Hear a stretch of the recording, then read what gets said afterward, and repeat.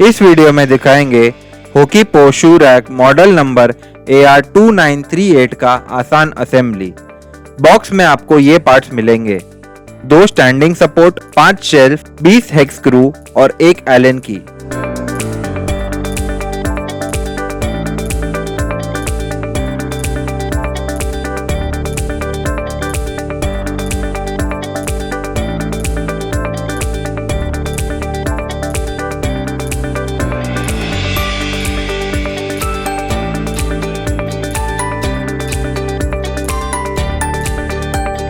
अब आपको एक स्टैंडिंग सपोर्ट को एक शेल्फ के साथ हेक्स स्क्रू से फिट करना है।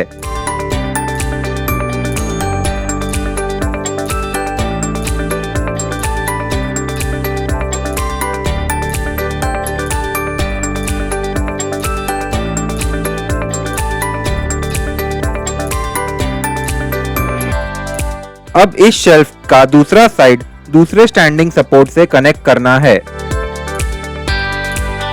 इसी तरह आपको दूसरा, तीसरा, चौथा और 5वां शेल्फ कनेक्ट करना है।